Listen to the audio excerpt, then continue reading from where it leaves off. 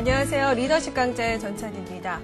이 리더십 부문의 대가로 알려진 스티븐 코비의 명언 중에는 이런 말이 있습니다. 인생에는 변하지 않는 세 가지가 있다. 변화, 선택, 그리고 원칙이다. 리더십도 마찬가지가 아닐까 싶습니다. 세대가 바뀌면서 끊임없이 변화하고 사람들은 그 중에 하나를 선택하게 되지만 원칙은 늘 변하지 않는 것. 이게 바로 리더십이 아닐까 싶습니다. 오늘은 룩스 컨설팅의 천동욱 수석 연구원 모시고 리더십 강좌 진행해 보도록 하겠습니다. 큰 박수 부탁드립니다. 네, 반갑습니다. 네, 저희가 그동안은 리더는 구성원에게 무엇을 원하는가 여기에 초점을 맞춰왔는데요. 네. 오늘 천동욱 연구원님께서는 구성원들이 리더에게 원하는 게 무엇인가라는 주제로 강의를 준비해 주셨어요. 리더십에 대한 새로운 접근이 될 것 같은데 실제로 이런 연구 조사가 이루어지고 있나요? 네, 많은 연구들이 있는데요. 1980년 초부터 미국의 탐 피터스 그룹하고 산타바바라 대학의 교수들에 의해서 10여 년 동안에 정단적인 연구가 진행된 적이 있고요. 그것이 1997년에는 책으로 출간되기도 했습니다. 네, 정말 제가 리더라고 해도 정말 우리 구성원들이 나에게 무엇을 원하는지 궁금해질 것 같아요. 그렇죠. 자, 지금부터 천동욱 선생님의 강의에 귀를 기울여 보도록 하겠습니다. 좋은 강의 부탁드릴게요.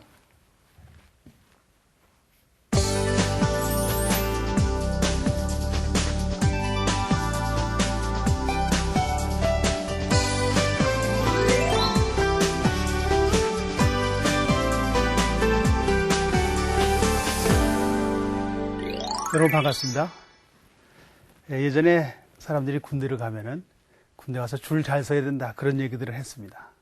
어느 부대로 배속이 되는지 어느 상관 밑으로 가는지에 따라서 고생을 할 수도 있고 편하게 군복무를 할 수도 있다는 그런 생각에 그런 말들이 있었겠죠. 그 당시에 리더는 명령하고 통제하고 혼내키는 역할이었습니다. 근데 지금은 세월이 바뀌어서 여러분들이 리더십을 어떻게 효과적으로 발휘할 것인가 하는 것을 연구하고 공부하는 그런 시대로 바뀐 것 같습니다. 자, 여러분들이 그런 관심이 있어서 지금 이 자리에 모셨을 텐데요. 한번 질문 드려볼까요? 여러분들이 원하는 확실한 리더십이 확보가 됐다면 여러분이 관리하는 부서에는 어떤 일들이 일어날까요? 예, 성과가 더 좋아질 것 같습니다. 예, 그렇죠. 좋은 성과가 나올 것 같습니다. 또 어떻습니까? 예, 분위기가 좋아질 것 같습니다. 예, 고맙습니다.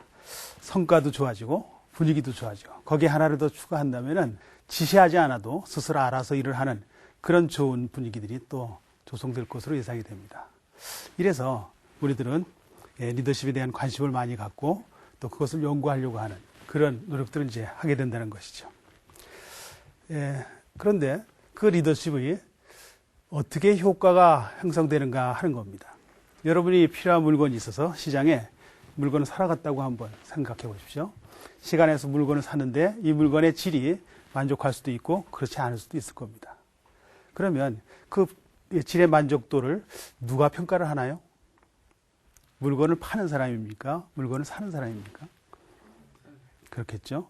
예, 리더십도 마찬가지라는 얘기입니다. 리더십을 발휘하는 리더가 영향력을 평가하는 것이라기보다는 그 리더십의 영향을 받는 구성원들이 그 성과를 측정한다 하는 얘기입니다. 그래서 오늘 이 시간에는 리더가 어떤 역량을 갖고 리더십을 발휘하느냐 하는 것보다는 구성원들이 리더한테 무엇을 원하는가 하는 것들을 한번 살펴보고 그것을 어떻게 확보해 나갈지 하는 것에 대해서 한번 같이 생각해 보도록 하겠습니다.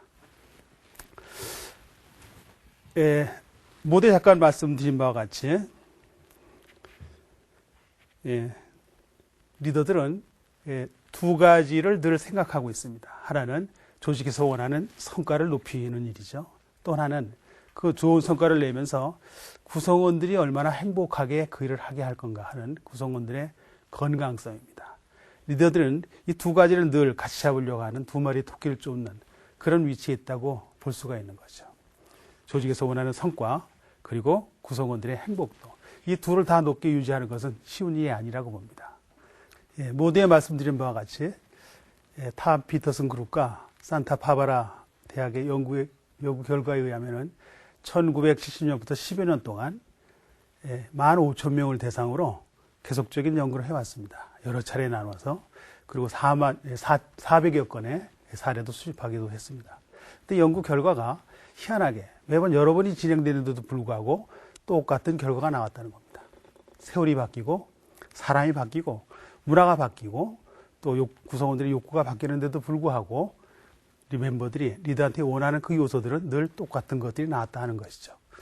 자, 여러분들의 리더십이라면은 여러분들의 경우에 한번 비교해 보시기 바랍니다. 멤버들은 리더한테 무엇을 원하는가? 여러분들이 리더라고 생각되시면 구성원들이 나에게 뭘 원할까? 여러분들이 생각하는 것과 조사 결과를 한번 이렇게 견주어 보시면 좀 더 재미있게 이 내용을 들으실 수 있으리라고 보네요. 자, 연구 결과로는 첫 번째가 정직이었습니다. 정직. 내가 함께 일하는 상사가 부정한 짓을 하고 있다고 생각하는 순간 영이 확 무너지는 거죠. 그래서 위로 올라갈수록 도덕성과 윤리는 대단히 중요해집니다. 요즘 가끔 그런 일 많이 생기죠. 정치인 중에는 뭐 그런 일 때문에 장막 뒤로 넘어간 사람도 있고 연예인들도 그런 사람들이 많이 있습니다. 또 얼마 전에는 미국 엔론 주식회사에서는 부정한 회계를 하는 것 때문에 파산이 되기도 했습니다. 일본의 뭐 식품회사는 불량식품을 만드는 것 때문에 사회에서 퇴출되는 그런 일이 생겨나기도 한 것이죠. 두 번째 멤버들이 원하는 것은 저 사람이 실력이 있는가 하는 거였습니다. 자기가 맡고 있는 분야에서 전문적인 역량을 갖추고 있는가. 당연하겠죠. 멤버들은 리더가 실력이 없다고 생각하면 뭐 배울 게 없으니까 힘을 미치기가 무척 어려워질 겁니다. 세 번째로 나타난 것은 이 사람이 미래를 볼 수 있는가 하는 거였습니다. 멤버들은 당장 급한 일에 정신이 없더라도 자신의 리더는 좀 멀리 내다보고 인도해 주기를 기대했다 이런 얘기죠. 지금 얘기하는 비전을 제시하고 있는가 하는 거였습니다. 마지막 한 가지는 리더가 나를 자신의 승진이나 성공의 수단으로 쓰지 않는가 그런 거였습니다. 수단으로 쓰고 나를 이용해만 먹는다면 그 사람과 함께 일하기가 어려워지겠죠. 이 네 가지 요소. 그 사람이 얼마나 정직한가, 그리고 얼마나 실력을 갖추고 있는가, 그리고 비전을 제시하는가, 마지막 하나 나를 동기부여시키는가 하는 것이 계속적으로 나왔다는 얘기인데 이 네 가지 요소를 한마디로 묶는다면 어떤 개념으로 묶을 수 있을까요? 정직, 그리고 역량, 비전 제시, 동기부여. 이 네 가지를 통틀어서 할 수 있는 용어는 바로 신뢰였습니다. 조직의 신뢰는 중요한 기둥의 역할을 하는 것이죠. 신뢰가 깨지면 더 이상 조직의 운영은 어려워진다고 볼 수 있을 겁니다. 그래서 지금 이 시간부터는 우리가 어떻게 신뢰로운 리더십을 형성해 나갈 수 있을까 하는 원칙에 대해서 한번 좀 생각해 보고 우리가 어떻게 적용해 나갈 건가 하는 부분들을 논의해 보도록 하겠습니다. 신뢰성 수립의 원칙 첫 번째는 자신을 발견하라 하는 것입니다. 리더십의 출발은 자신의 내면을 관조하는 것으로부터 시작이 됩니다. 우리는 잘 모르고 또 이 불투명한 것에 대해서는 불안감을 느낍니다. 새로운 곳에 가면 어색함을 느끼고 또 컴컴한 곳에 들어가면 불안함을 느끼는 거죠. 자기 자신에 대해서도 마찬가지입니다. 내가 누구인지, 내가 무엇을 믿고 있는지, 내가 중요하게 생각하는 가치는 무엇인지 하는 것에 대해서 잘 알고 있다면 좀 더 담대하고 자신감이 생기고 또 다른 사람한테 긍정적 영향을 미칠 수 있다고도 봅니다. 실제적인 자신의 여건이나 자신의 경력을 얘기하는 것이 아니고 이것은 인식입니다. 내가 나를 어떻게 생각하는가 하는 것이죠.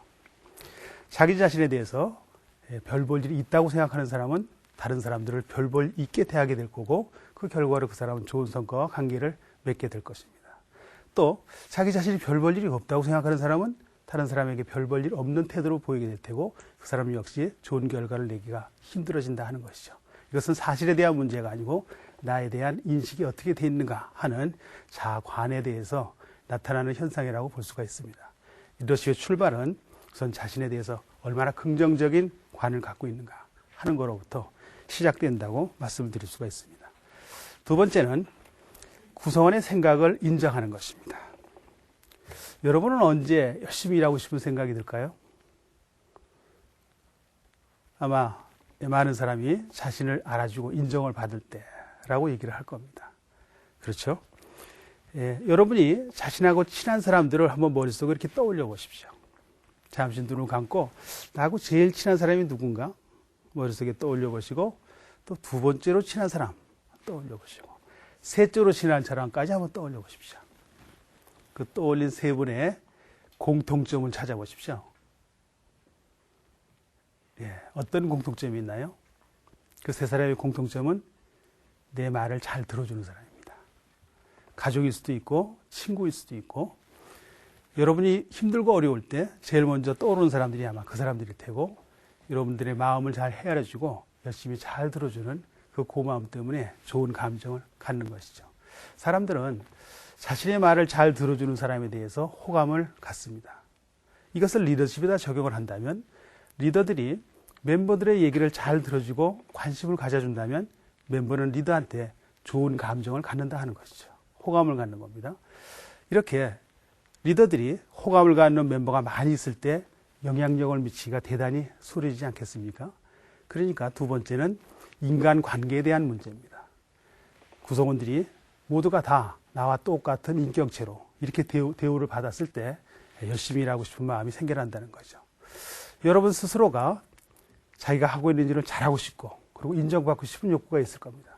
마찬가지로 여러분이 관리하는 그 멤버들도 여러분과 똑같이 자기 일을 잘하고 싶고 그리고 인정받고 싶은 그런 욕구가 있다는 것을 인정하는 것으로부터 인격적인 관계가 형성된다고 볼 수 있겠습니다. 세 번째는 가치를 공유하는 것입니다. 조직을 운영하는 데 있어서 이 공유 가치는 이것을 하나의 끈끈하게 묶어주는 접착체 역할을 합니다. 학창시절에 저는 새 학기가 되면은 선생님이 첫 시간에 학급 회의를 주재하시면서 이 학급에 급훈을 만들도록 그렇게 하시는 분이 있었습니다. 뭐 회의하는 방법도 잘 모르고 하니까 한 반나절 정도를 계속 논의를 하고 갑론을박 이렇게 토의를 하다가 어떤 급훈을 지었는가 최선을 다하자 이걸 정했습니다. 최선을 다하자. 선생님이 그 내용을 붓으로 써서 액자에 걸고 앞에 벽면 앞에다가 붙여놓으셨습니다. 아침 조회 시간에 오늘도 최선을 다하자 이런 말로 우리를 격려를 하셨고 종례 시간에는 그 말로 우리를 다시 반성하게 했습니다. 오늘 하루 우리가 최선을 다했는가. 이것이 우리들이 학교 생활을 하는 중요한 기준으로 이렇게 적용이 됐습니다. 공부를 하든지 운동을 하든지 또는 뭐 친구들과 놀이를 하든지 뭘 하든지 간에 최선을 다하고 있는가 하는 것을 늘 생각하도록 만드는 그런 효과를 선생님이 거두신 거죠. 마찬가지로 조직을 운영하는 데 있어서 조직의 중요한 공유 가치를 무엇으로 둘 건가? 군대라면은 팀워크인가요? 또는 동료애입니까? 아니면은 각자 책임을 완수하는 걸까요? 아마 군대에서는 이러한 공유 가치가 이것이 격려의 구호로 나타나는 경우도 있습니다. 군대에서 많이 하는 격려 보시면은 뭐 충성하지 않습니까? 또는 뭐 단결하는 것도 많이들 구호로 하죠. 이것은 그 부대에서 중요하다고 생각하는 것을 이렇게 구호로 만들어서 병사들한테 계속 이렇게 말하도록 하는 그런 효과를 거두는 것 같습니다. 그런데 이렇게 구호로 그칠 것이 아니고 정기적으로 또는 수시로 모여서 이것을 우리가 어떻게 적용할 것인가 하는 것에 대한 논의를 할 필요가 있습니다. 학급에서 어린애들이 이것을 어떻게 적용할 건가 하는 것을 논의하는 것처럼 병사들도 일을 할 때, 또 근무를 했을 때, 과업을 수행할 때 어떤 기준으로 우리가 일해야 좋을까, 어떤 자세로 일해야 좋을까 하는 것이 그 토의 과정에서 많이 정리가 되겠죠. 넷째로는 구성원들을 성장시키는 것입니다. 아무리 조직을 위해서 열심히 일하고 싶어도 조직의 목표와 기대에 부응하지 못한다면은 뭐 성과를 내기가 어렵겠죠. 지금 군대에서도 국민을 위한 군대라는 캐치프레이즈를 내걸고 전략을 수립하고 이것을 수행하려고 하더라도 그걸 수행할 사람들의 역량과 스킬이 받쳐주지 못한다면 그냥 한낱 공연물에 지나지 않을 겁니다. 구성원들의 능력이 커져야 그 전체 집단의 능력이 커지고 효율은 높아지고 성과가 나오리라고 봅니다. 사실 군대는 전시가 아닌다면은 모두가 다 교육이고 훈련 아닙니까? 실제 전투 장면이 벌어지지 않았다는 얘기는 계속 준비하고 있는 겁니다. 그 준비 자체가 군에서 하고 있는 일이죠. 연습하고 훈련하고 연마해서 임전태세를 갖추고 있는 그런 것이라고 봅니다. 이런 것을 통해서 군의 사기도 높아지고 역량도 키워줄 수가 있을 겁니다. 그런데 일상적으로 일을 보면은 우리가 일을 하면서 성공할 때도 있고 실패할 때도 있습니다. 성공 실패가 우리의 일상사라고 볼 수 있을 텐데 성공을 하면은 기분이 좋고 실패를 할 때는 기분이 좀 찝찝하고 언짢아지겠죠. 이것을 지혜로운 리더들은 미래를 위해서 쓴다는 것입니다. 성공을 했다면 그 성공의 요소를 다음에 재활용할 수 있도록 자극을 줄 테고 또 실패를 했다면 그 실패의 원인들이 무엇인가 하는 것들을 찾아내고 이것이 재발되지 않도록 조치하는 게 지혜로운 리더라고 할 수 있을 겁니다. 그런데 왕왕의 경우에는 실패했을 경우에 화를 내고 짜증을 내고 막 혼을 내고 하는 경우도 있을 텐데 만약에 부하가 그런 경우를 당했다면 자신이 잘못했다는 것을 그것으로 탕감해버리는 그런 현상들이 나타난다는 겁니다. 미안한 생각 없어지고 욕먹은 것으로 그냥 지나쳐버리고 다시 이 잘못이 반복되는 그런 악순환을 일으키게 된다는 것이죠. 그래서 지혜로운 리더들은 과거의 모든 경험들을 미래의 자원으로 활용한다. 이것을 육성의 개념으로 보는 것입니다. 모든 일상을 우리의 교훈으로 삼자 하는 거겠죠. 다섯째가 목적을 위해서 봉사하라 하는 것입니다. 이번에 노벨 평화상을 받은 이 벵글라데시의 그람이라는 은행이 있죠. 이 은행의 창립 목적은 가난한 사람을 위해서 존재하는 은행 이렇게 정했습니다. 처음부터 돈 벌려고 은행을 정한 것이 아니고 가난한 사람 돕자고 이 은행을 설립한 거죠. 이 사람들은 가난의 원인을 나태함으로 본 것이 아니고 일할 기회를 주지 못한 것이라고 본 것입니다. 그래서 사업계획이 만들어지면 같이 의논하고 그리고 무보증으로 담보 없이 대출해주고 그리고 사업이 성공하도록 도와주고 그리고 연대해서 그 지역의 사람들이 이 책임을 이렇게 분담할 수 있도록 해서 이 대출금의 회수율이 99% 인류은행보다도 훨씬 좋은 그런 성과를 보이고 있고 또 빈민을 구제하고 좋은 일을 하는데 지금 인정받아서 그런 것으로 이제 노벨 평화상까지 받게 된 것이죠. 리더가 사리사욕에 이렇게 얽혀있을 때 조직의 효율을 내기는 대단히 어려울 겁니다. 리더가 존재하고 있는 목적, 그 부서가 존재하는 목적에 충실하는 것이 중요하다는 것입니다. 한 예를 들어볼까요? 취사병회입니다. 취사병이 자기가 하는 일이 뭔가라는 상사의 질문에 대해서 뭐 밥도 하고요, 찌개도 만들고요, 그리고 설거지도 하고요, 배식도 하고요, 뭐 음식 다듬고 여러 가지를 합니다. 하는 얘기를 했습니다. 그 상사가 그 다음 질문을 했습니다. 그 일을 왜 하는 거지? 이 질문에 이 취사병이 머리가 띵한 겁니다. 이번에 책무니까 하는 거 아닙니까? 이거 안 하면 뭐 혼나는 거 아니에요? 내가 이 부서로 배치를 받았을까 하는 거죠. 이렇게 답이 나왔다면 그 사람은 그 일이 고통의 대상일 수밖에 없습니다. 하기 싫고 적으면 좋은 거고 안 하면 더 좋고 자신의 일에 목적과 가치가 빠져 있을 때 의미 없는 일로 힘들게 그 일을 수행하는 그런 모습이 나타나게 됩니다. 내가 일을 왜 하는 거지? 내가 일을 해서 누구를 위하는 것인가? 그 위함을 받는 사람이 바로 내 일의 고객입니다. 잘 생각해 보면 내가 하루 세 끼 밥을 제공하는데 그 밥을 먹는 사람들은 다 병사라는 거죠. 그럼 내가 하는 일은 병사를 위해서 하는 일이구만. 또 그 병사들한테 내가 뭘 주는 건가? 식사를 제공하고 반찬을 제공하고 식사 분위기도 만들고 하는 일을 한다면 이 사람들의 건강을 내가 책임지는 거 아닌가? 지혜로운 이 취사병이라 한다면 자기 일의 의미를 그렇게 부여할 수 있다는 것입니다. 나는 장병들의 건강과 체력을 관리하는 사람. 이래 됐을 때 그 일의 의미가 더 이렇게 부양되고 자신이 그 일을 의미 있게 수행하는 그런 모습으로 즐겁게 수행할 수 있게 되겠죠. 사람들은 목적이 선하고 그리고 일의 의미가 부여됐을 때 더 몰입하게 됩니다. 여섯째는 항상 희망을 가져라 하는 것입니다. 신뢰를 받는 리더는 항상 분위기를 즐겁게 만들고 그리고 희망을 심어줍니다. 과업을 수행하거나 문제를 해결하는 데 있어서 탁월한 리더들은 항상 자신이 원하는 모습을 그립니다. 문제가 생겨도 그 문제가 해결된 모습을 그립니다. 예를 들면 훌륭한 운동선수는 자신이 승리하는 모습을 상상하면서 게임에 참여합니다.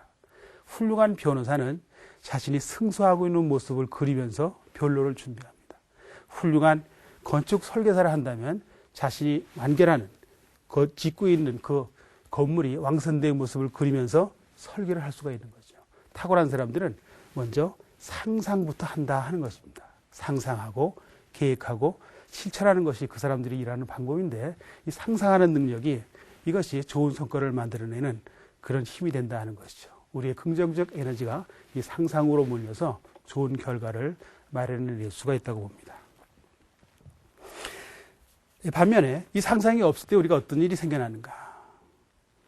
근심하고 걱정하고 스트레스 받고 짜증나고 그리고 또 후회하는 이런 일들이 생겨납니다. 그래서 인간이 갖고 있는 무한한 잠재 능력을 개발하는 데 있어서는 우리가 원하는 모습을 상상함으로 해서 원치 않는 모습을 배제시킬 수 있다. 그렇게 얘기를 합니다. 그러니까 우리들이 좋은 성과를 내기 위해서는 매일 아침에 일어나서도 내가 할 일이 뭐지? 이게 어떻게 되기를 원하나? 그럼 내가 뭘 할 건가? 이런 상상과 생각을 해나가는 것이 여러분의 부서를 활기 있고 그리고 즐겁게 만들 수 있고 구성원들의 역량을 키우고 좋은 성과를 만들어내는데 중요하게 작용을 할 것으로 믿습니다. 멤버들은 리더의 말을 듣는 것이 아니고 리더의 마음과 리더의 행동을 쫓아갑니다. 그러니까 우리들의 마음가짐이 어디 있는가 하는 것들이 구성원들한테 전달된다는 것이죠. 소대에 얘기한 것처럼 내가 어떤 마음을 갖고 있는가 하는 것이 구성원한테 아주 냉철하게 전달되고 구성원은 거기에 대해서 반응을 하는 것이니까 우리의 마음가짐과 태도를 먼저 만드는 일이 중요하다는 생각이 듭니다. 구성원들은 자신들의 리더가 믿을 만한 사람이기를 원하고 있습니다. 그리고 여러분들은 그 믿을 만한 사람이 되기 위해서 몇 가지의 신뢰성을 만들 수 있는 그런 원칙에 대해서 오늘 한번 생각을 해봤습니다. 자신에 대해서 탐색하고 구성원들과 좋은 관계를 맺고 조직 운영의 공유 가치를 만들고 그리고 구성원들을 성장시키고 그리고 조직의 존재 목적에 봉사하고 원하는 모습을 분명히 함으로 해서 신뢰를 구축해 나갈 수 있을 것이라고 봅니다. 쉬운 일은 아니겠지만 일상생활 속에서 하나씩 실천해 가면서 자신의 것으로 만들어 나갈 수 있다면 리더십의 효과성을 높일 수 있을 것이라고 봅니다. 감사합니다.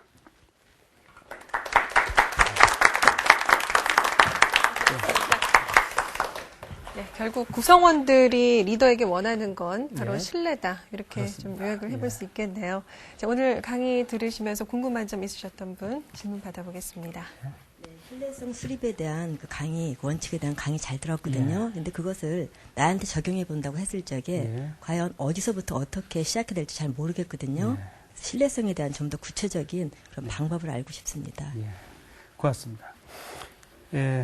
서두에 얘기한 것처럼 멤버들이 뭘 원하는가 이것을 잘 맞춰주는 것이 이제 훌륭한 리더십의 발휘라고 말씀을 드렸는데요.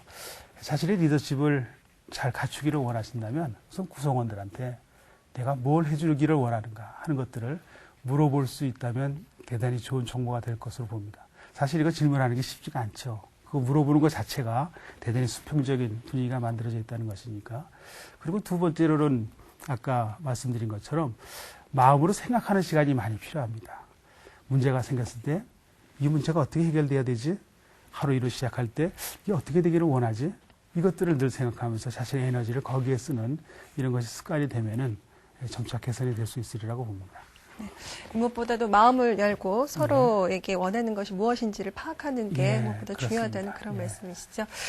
네, 정말 아무리 좋은 리더십을 갖고 있다고 해도 구성원들의 소리에 기울이지 않는다면 정말 소용이 없을 것 같습니다. 당연하죠. 그런 의미에서 오늘 강의 무척 뜻깊었습니다. 네, 강의 고맙습니다. 네, 감사합니다.